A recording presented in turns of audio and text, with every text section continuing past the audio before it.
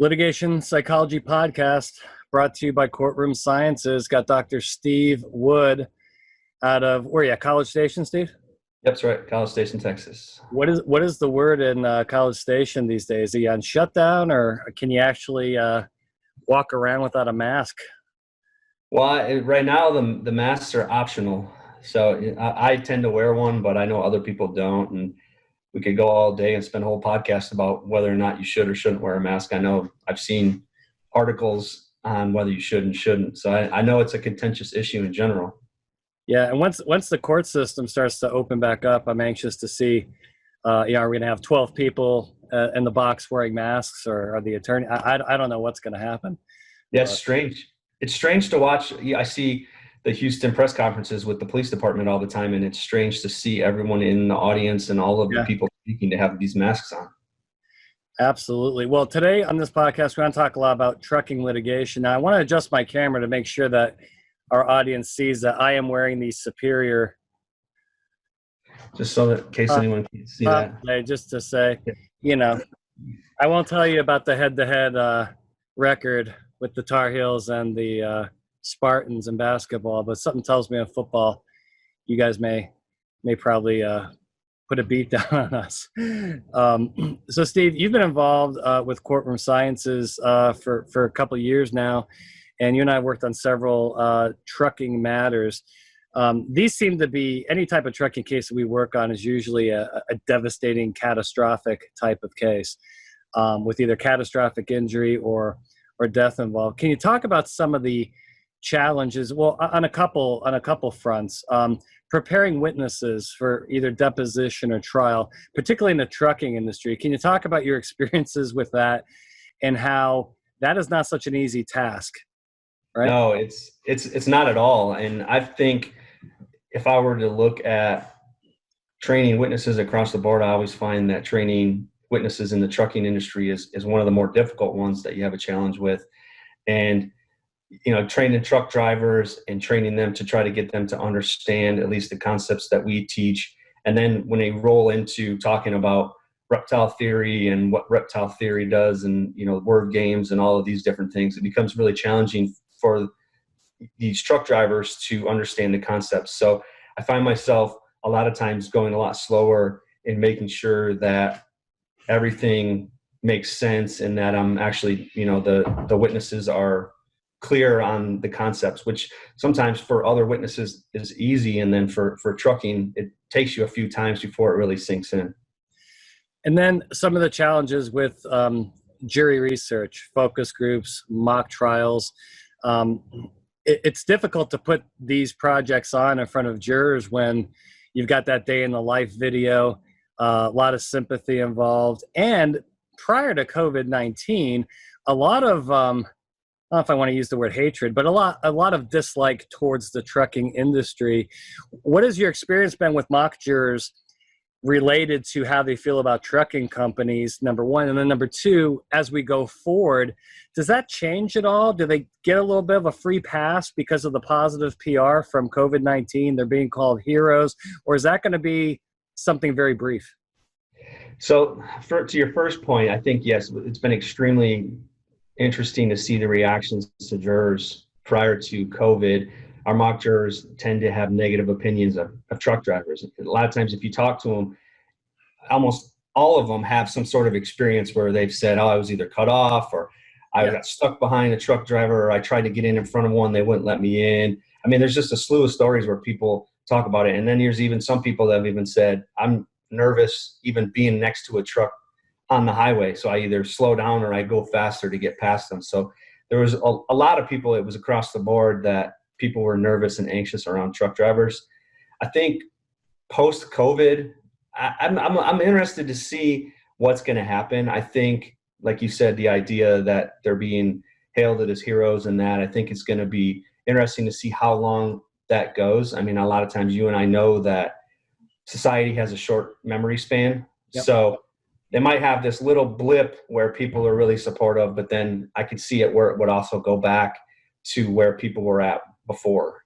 And I think that's going to be interesting. We're actually doing some research right now to look at what people's opinions are across several different areas of industry about what they were before and how they feel now post-COVID. And trucking is absolutely one of those that we're going to look at to see how people's opinions have changed.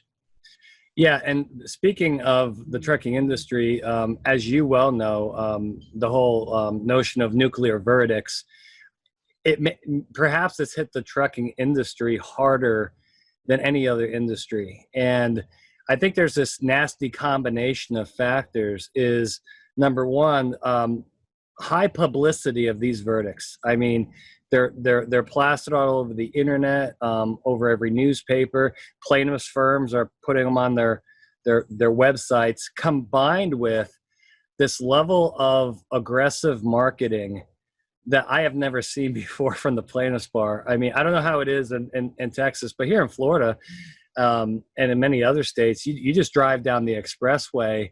Every fifth billboard is going to be a plaintiff attorney, and probably one or two of those are going to be specifically geared towards trucking litigation, meaning, hey, if you've had an issue, with a truck, or you've been hit by a truck, call this, call A, B, and C law firm.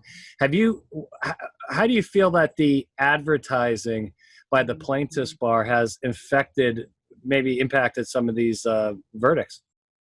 So I think that the plaintiff bar has definitely done a great job of advertising. It's funny that you say that. It's actually just 2 days ago, I saw a commercial for a plaintiff attorney, and it was strictly about trucking. And the commercial was him essentially standing in the middle and having all these trucks essentially in a parking lot zooming by him on these four corners, and he's standing in the middle as like the savior, and that he's to be the big defender of the individuals against the trucking company. And I think he called himself like the sledgehammer or something. I've seen that. Yeah. So they're very, very aggressive. And I think that aggressiveness, coupled with the reptile tactics, coupled with the fact that people are probably going to be in a higher emotional state now post-COVID, that we're going to see verdicts going much higher than they were before already. But to your point, absolutely. I've seen that the trucking company has been the area that's been hit the most by these reptile verdicts and by these nuclear verdicts, more so than any other one. Yeah, and reptile's not going to go away anytime soon, because it's so highly effective when the defense does not counter it. Thankfully, we've put a lot of work into the tools to how to not just stop reptile, but to really defeat it. Mm-hmm. And to you can beat it every time if you do the right things. Talk about some of your experience. I know you've been put in some terrible positions by me, usually because I'm getting a call from a client. I'm not available. It's on short notice, and I send you off on an airplane to cover something for me. When you get involved in a case very late in the game versus early in the game, as a litigation psychologist, how does that affect the ability for you to actually do your job? It becomes extremely difficult. I think, especially, a lot of times we get brought in after a deposition has gone bad, and then it's, please help clean this up. And then when we see the deposition video, I mean, they're making errors left and right that make it extremely difficult to try to clean things up. So the best thing, you can work with the witness to try to project themselves a little bit better in trial, speak a little bit better in trial, and just to understand the concepts a little bit more, knowing full well, though, you have that bad deposition testimony looming over your shoulder at the whole time, that it can be pulled out at trial at any time. So I find it to be extremely stressful to try to be brought in late. And a lot of the cases I've been brought in late on to try to even clean up witnesses, a lot of times they end up getting settled at the end or right before the beginning of it, because they don't want to risk putting the witness on the stand because they know the deposition testimony was so bad, and they just don't want that to come out at trial. And then you have what we call the nuclear settlement, which I think is happening all the time, not getting enough recognition. But yeah, when you have those bad depositions and then you're stuck with there's one way to get rid of a plaintiff attorney: get the checkbook out, and right. And he or she will go away if you write the big enough check. So Steve, one of the phenomena I've come across with prepping trucking employees, particularly the drivers, is that a lot of drivers don't trust attorneys in general, and sometimes and often don't trust the legal team. And sometimes you don't get the amount of honesty you need from a driver when you're putting them through the deposition or a trial preparation process. What has your experience been with a driver coming in? And probably the worst is the former employee. That's probably a whole new podcast right there. Yeah. But when you have drivers come in, witnesses don't necessarily just automatically trust the legal team, do they? No, they don't. And that leads to sometimes resentment, or maybe just they're going to hold back on the truth, and then you go in the deposition and they drop some bomb that you never knew about. How are some ways attorneys can maybe warm up to truck drivers before they start firing mock questions and documents at them in the prep sessions? I think one of the biggest things that I found to be useful is to even kind of let them have somewhat of a catharsis, or let them to just kind of talk about, how are you feeling about this? Are you upset? What are your concerns? What are areas that you're concerned about? What are some questions that you're concerned about? I think the biggest thing that gets lost is that we forget that these witnesses are human and they're going through these stressful times, and that going into deposition is already going to be even more stressful based upon the fact that they already know they're in a lawsuit. Now they got to go into this stressful deposition. I think there needs to be an understanding of the human factor, and just an understanding of getting the witness comfortable with the attorney to share that information without any judgment, or feeling the fact that they're going to be judged, or feeling the fact that they're going to be questioned. Even if it's a bad fact or it's something negative to the case, the attorney's going to have to know about it, and they just need to feel comfortable with the attorney enough to do it. And like I said, the biggest way to do it is just be a little bit empathetic to the witness, and understanding or having a consideration of what they're going through at that time.